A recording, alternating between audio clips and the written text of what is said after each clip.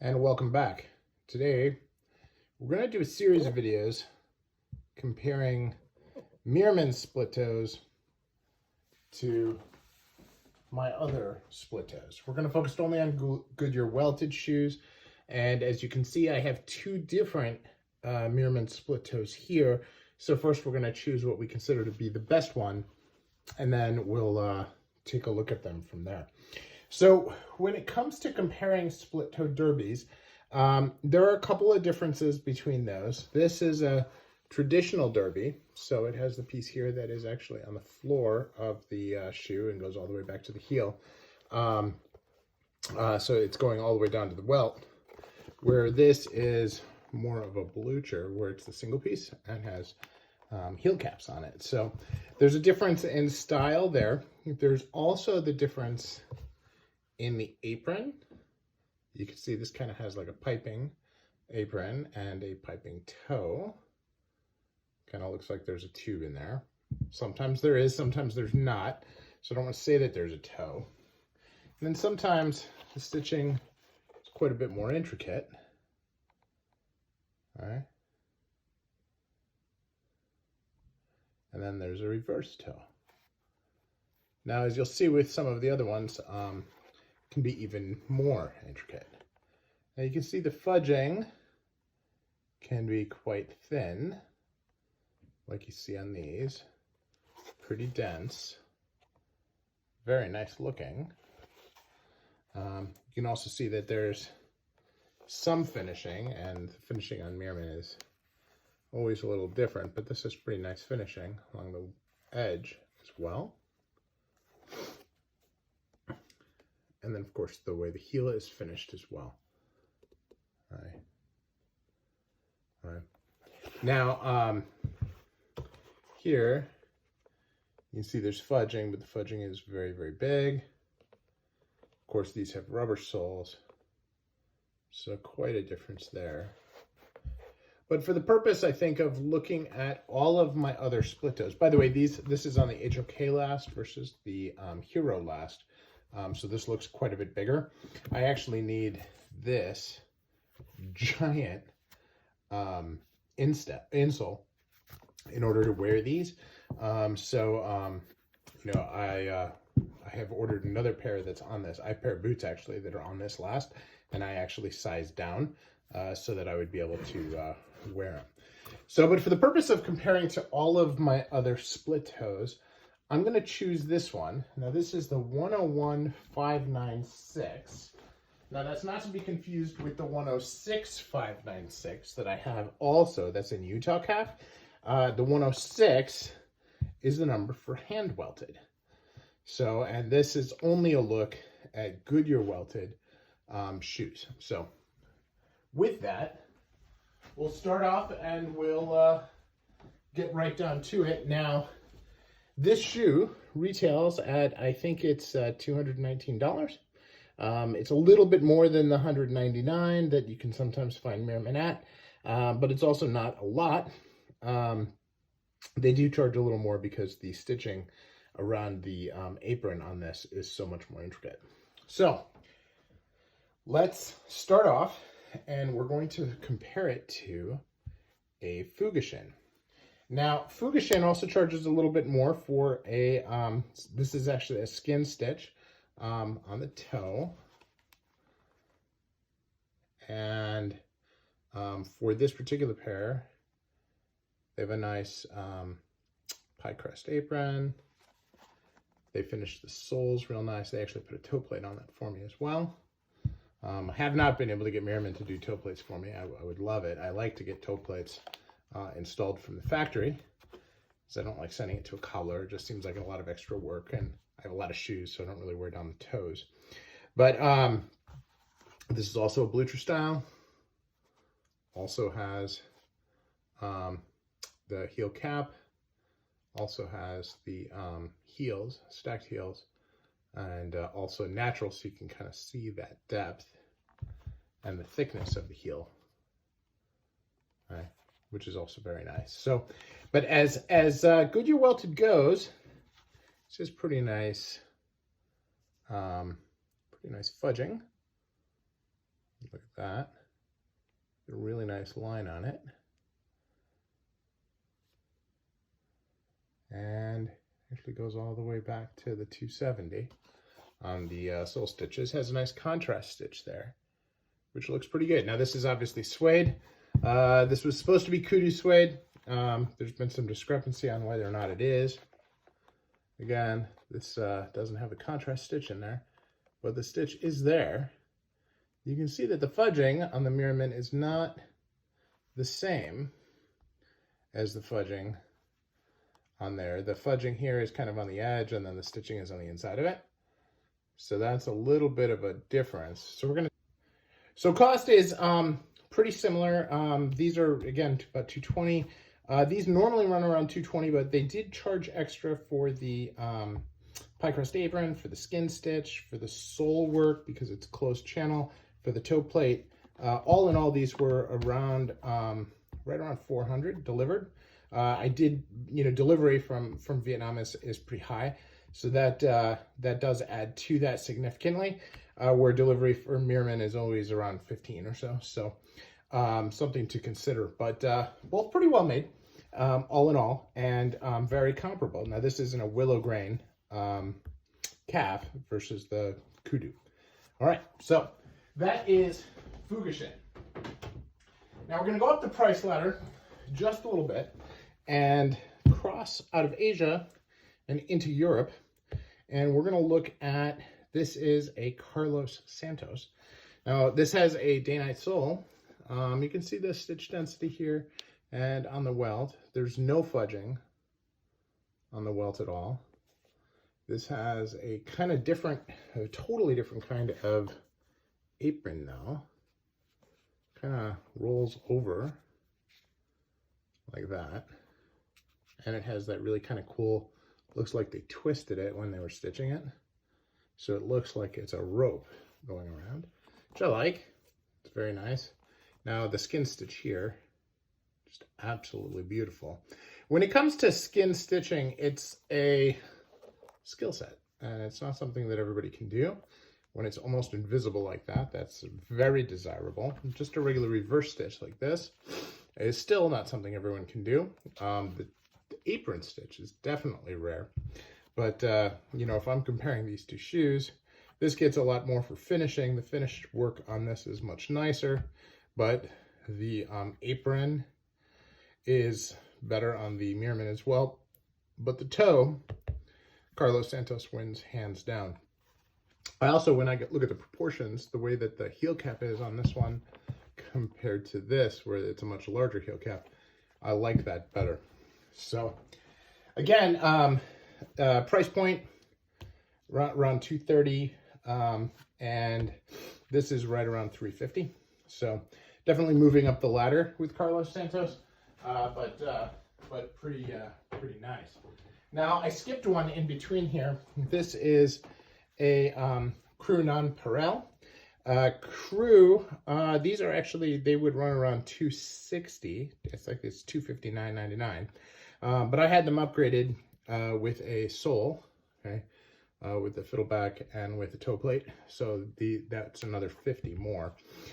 So it is still a bit more than the Meermin, but this is different. Now this is also in suede. This is not in like a kudu suede or anything like that. It's just calf suede. And you can see that we did the nice bicolor. You can see the finishing on it is nice. It's very clean. There's no fudging. All right. It is a reverse toe, but you can see if you look here carefully, the toe, I'm going to just pull the toes back, zoom in a little. Okay. Now, what's nice about this is that you can really see the proportional difference, right? This has a longer toe, and the longer toe changes the shape of that apron above. So that apron above here is shorter. Okay? So this kind of makes it feel like the foot is longer. This, if you've got big feet, it doesn't really matter, and you can focus on this. Now this is actually accentuated even more because it's bicolor, which of course is very cool. Now, if you look at the finishing on the soles here, the edge work on this Meermin is a little bit nicer, you can see, but there's no fudging on the Cru, and this has upgraded soles. Now, the finishing back here is more along the lines of what's on the Cru. So, a pretty good shoe, very clean. Right? It's not a JR sole, but it is a nice sole. And Cru NonPareil as it compares to Meermin. Again, $230 versus $260, very similar price points. This is an MTO. They do have MTO weekends, which is how I got this shoe at Meermin. By the way, I did spend an extra $100 for those soles, so don't think that it's just going to be $230 with JR soles. They normally come with day-night soles, so I did spend the extra money to get them. Now, we're going to move on to the next one here. This is another longer toe, also another long skin stitch toe. In the price range, these are around $330, and this is a TLB mainline. Now, for these, I actually spent a lot more than the $330 because I paid 4 JR soles on them, and I did an MTO because I really wanted to do these in country grain, and that wasn't an option on the website. So this is also the Blucher pattern. This actually has a Blucher sewn on instead of just using the main material and kind of sewing a line on it. And then it has the shorter apron. The pie crust on this one, I think, is actually nicer looking. Looks more like an Alden or an Allen Edmonds on their pie crust versions. Has nice heel caps, but the heel caps are also, only to the heel. They're not over the heel. So proportionally, they're about the same. Now, there's a nice big double stitch on the Meermin, and on the TLB, it is a double stitch, but they're right next to each other. So it doesn't provide that same pattern there. Now, from a finishing perspective, this is also very clean. It's a big double sole. But it is not finished. There's no groove in there or anything like that. And as you can see, there is no fudging. Now, most of the makers will consider this a casual shoe, and so they won't do that type of finish. But Meermin does. It's worth bringing out as you look at it. So, sole itself, very, very clean. Big rubber heel. I tend to prefer the combination heels. I think they last longer. That's just been my experience. But that is the TLB versus the Meermin. Again, an interesting difference with a slight twist. Now, the next two shoes are actually the same shoe, but in different materials. And so I'm going to go through them relatively quickly. But the big difference here, this is a Sons of Henry George, is the apron. You look at this nice, beautiful, intricate apron work here, and, it's just really hard to do, and it's really, really beautiful. This apron is just 2 pieces of leather sewn together, by machine. This has got a reversed toe. Now, the toe is longer, so the apron's a little bit more round, has a different shape. Now, this is Utah calf versus the willow calf, so that's a little bit nicer. There is some fudging on the edge, very similar to what they do with the Meermin, except that it's not quite as wide on the welt. It's just really on the edge. So that's there. Of course, no bevel, no closed channel because they are day-night soles. So, but nice there.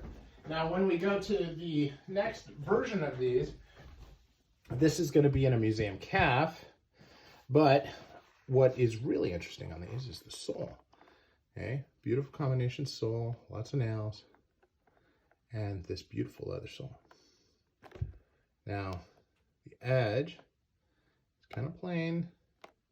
They decided to go with plain, no grooves.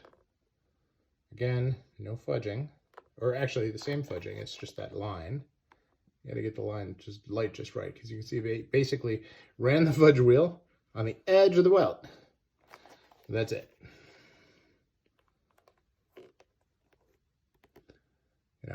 It's a nice work, don't get me wrong. It's just not as intricate as it is here.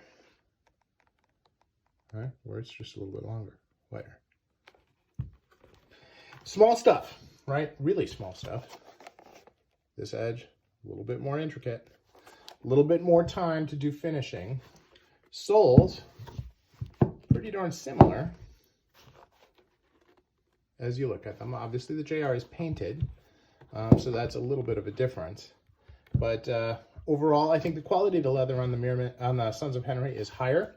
The quality of the upper leather on Meermin is always fantastic, but when you get to the lining leather, you get to the insoles, you get to all the different components, it can be a little bit rougher. A lot of people complain about Meermins being hard to break in. I haven't had that problem except on Oxfords and in the mainline, but I don't have that problem with these. They seem to have taken to my foot really well. So that is the Sons of Henry George. And we're going to move on now to a classic, old school Allen Edmonds. Now this is the Allen Edmonds Walton. This is your traditional derby, okay, with a cap on the back and no finishing on the edge. It's just painted. And they do have some fudging going on, but it's this big, huge honkin' fudging, right? So it's a very, very different look and feel. Now, this is a machine-stitched French apron, which is on top of the shoe, which is very different, and a very long, elongated toe, okay? But they are, they're beautiful shoes. They're great to wear, very, very chunky, huge soles, okay? But these are pretty darn close because these are a double sole. So this is the Allen Edmonds Walton, and now these list at $395 versus the $230. But again, I upgraded those soles, so something to think about there. Now, Allen Edmonds has a number of shoes that are in that same vein. We're going to look at a couple other ones. This is an Allen Edmonds Del Rey. It also has the French apron, but with the reverse toe. But the apron is longer, so the toe piece is considerably shorter. So as you look at it, it just has a totally different shape to it. Also, the last on this is a lot more sleek, traditional dress shoe type thing versus big and chunky. So, you know, regular, you know, open channel sole. So nothing special about it from that perspective. And no edge finish at all, just sanded, right? So something else to consider. Now, the next couple shoes we're going to look at, we're going to take a break on Allen Edmonds, and we're going to look at a TLB. This is an Artista line. This is actually the 136 traditional derby. Okay. You can see the heel cap's just a little bit beyond the heel. Got that derby line. A pretty nice pie crust apron on this, and toe, longer toe. Okay. Now, what's really different when you look at this, and this is your typical Artista, you have a pretty nice waist on these. But this is a really narrow waist, right? It's a much more form-fitting shoe, and that is a little different. Now, obviously, it's suede, so there's, you know, the advantages and disadvantages there. Also, no fudging. There isn't that kind of finishing at all. As a matter of fact, you can barely see it because they trim the stitching is so close in. I mean, you can barely see it, but it is in there. And, you know, they do a nice job. It's very dense. You can see that from the bottom. Okay. So, not a fan of City soles, but this is a very nice shoe and very comfortable. I will probably order the 135, which is its sister, which is more of the Blucher version versus the Derby version. Speaking of Blucher versions, this is a Paraboot Evanyon. Now, this is a Goodyear welt with a Norwegian welting machine, which is kind of odd, a little bit different there. but it is definitely a machine stitch, so I wanted to include it in here. And has a really big, chunky rubber sole, and has a French apron, which is not surprising because it is French, and a longer toe. So again, the apron, blue true. Now this has 2 top lines, which is common among this style of split toe, but I think this may be one of the only ones that I look at today because most of mine are in my hand weld. So we're going to go back to Allen Edmonds in a traditional derby, and then this is the Bradley, and again, machine apron with piping, right? And it gives you that nice tube and has a little bit of a pie crust effect on it. Okay, a smooth edge, typical Allen Edmonds stitch density, open channel on a JR sole. Not necessarily the cleanest either, but these are actually factory seconds, so I have no complaints there. But that's the Allen Edmonds Bradley. Now the next shoe that we're going to look at, and I didn't, when I put them in order, the Allen Edmonds Bradley is available only in shell cordovan today, but I put it in at the regular Allen Edmonds pricing. So not to the shell cordovan pricing, because I try not to separate pricing on my channel. That's based on the material. So we're going to look at these next. This is an Armoury, and these are, I can't remember the name of the shoe. I apologize, everybody. But this is a really, really cool split toe. It has a very different kind of apron. You can see that the vamp is actually underneath the sides, which is cool. This is designed by Yohei Fukuda for the Armoury, and these are manufactured in Northampton. Just a very, very interesting shoe. I remember now, this is called the Jubilee. Day-night sole. Nice stitch density. One of my newer versions, but also a very, very clean one that I care for a lot. Now, the next one is a Carmina. And Carmina has a number of different versions of the split toe as well. This is a derby. Has a, what I call that piping apron on it. And toe. Okay, somewhat longer toe, but not much, right? If the proportion on the two is not that different, it's just a little different, but you can tell that this really kind of feels out just a little bit longer for being the same size, right? Very well put together. The edge, this has got a combination sole. The edge is just plain, and there is no piping at all on these, or it's not piping. There is no fudging at all on these. So the sole finish is plain. Not that it's not very well executed, because it is. It's just a very straightforward split toe derby in suede. Very luxurious suede, I might add. So the next one we're going to look at is a hand-stitched apron. And there's only a couple people at the Alden factory that can do this. This happens to be a 2201, but they have the 962 and some others in different colors that are the same exact pattern. This is on the Aberdeen last, a traditional derby.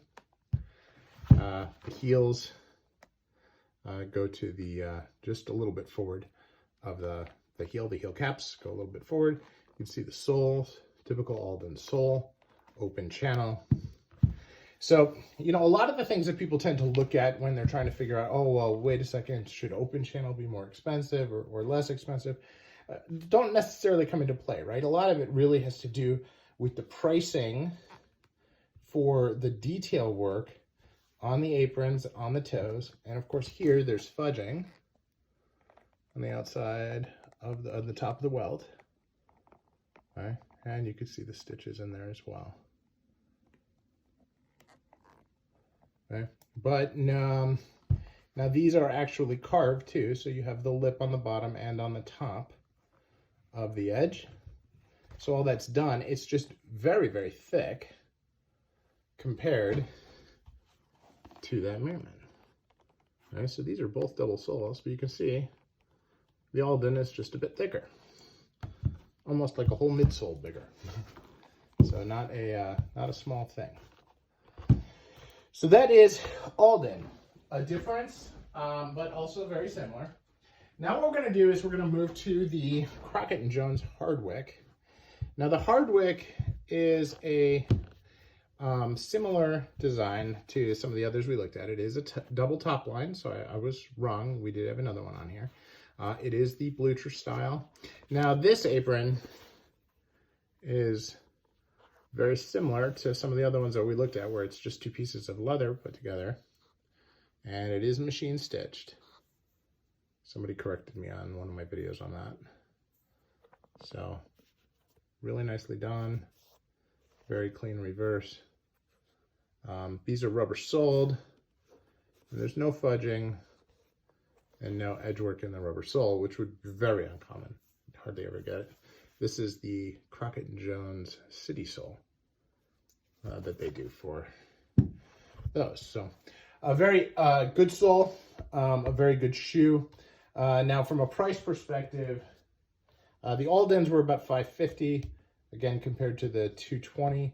These, I think that you can get them for around $550, $580.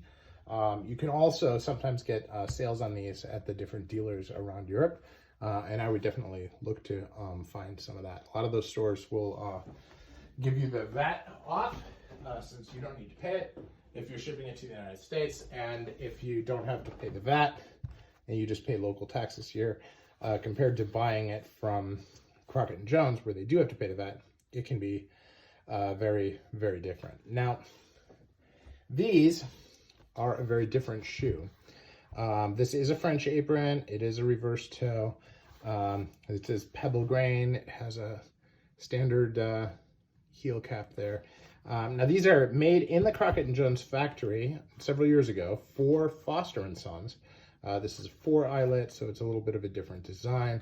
It's the last on these that you really are paying for. The shape is just very refined. And these are, I think these listed out at about $850. Now this is actually branded on the inside Henry Maxwell, which is a sister company for Foster & Sons, but neither Henry Maxwell or Foster & Sons are doing any ready-to-wear shoes now. They had opened their own factory, and I was lucky enough to get one of the pairs made in their own factory.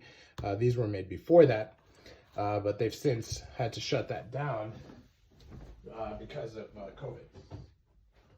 So now, last but not least, and everybody will laugh at me for including this, this, ladies and gentlemen, is an Edward Green Dover. Now, let's take a look at what we said were things that made a difference in the price. Okay, so we're going to look at the Meermin again at this apron. Okay, see how they do it. See that reverse toe. See how that is. There's complications there, and there's the way they stitch it, and the way that stitching shows in the leather. Now we look here. This is a very different stitch. It's flatter, it's cleaner. You can see where the stitching was, but it's hard to see this, any kind of things here other than the pattern on the outside. Right? And here it's just very, very tight. And then this is not a skin stitch, this is a butt stitch. You can see the line, but it's a line. Right? Very, very good craftsmanship, very hard to do. This is a rubber sole, right? And there is fudging on the welt. There isn't carved anywhere. Take a look at the heel caps. The heel caps are forward of the heel quite a bit, both sides. And, you know, for lack of a better word, all of the shoes that we were looking at have really been designed to look like these. And You know, I don't know whether or not that's right, but the Dover has been the quintessential split toe on the market, and it's what everybody tries to copy and make everything look like. And I think the Meermin does a pretty darn good job at a very small portion of the price. These again retail $220, $230. These retail for $16.50. Now this is Utah calf. Everything on these shoes is absolutely perfect, phenomenal. The piping is bigger. There's all kinds of things that are better about this shoe. But the Meermin, for the look, does a darn good job. So that might have been a little bit exhausting, and if you managed to stick to it, I'm really happy that you did. So let me know your thoughts. Do you think that this is worth it? Do you think that Meermin does such a good job that maybe it's the shoe to go to? Or do you think maybe the upgraded leathers and some of the upgraded stitch techniques of some of the other shoes along the way may be worth it for you? Let me know what your thoughts are. I always look forward to your comments, and I try to answer them as quickly as possible. Thanks much.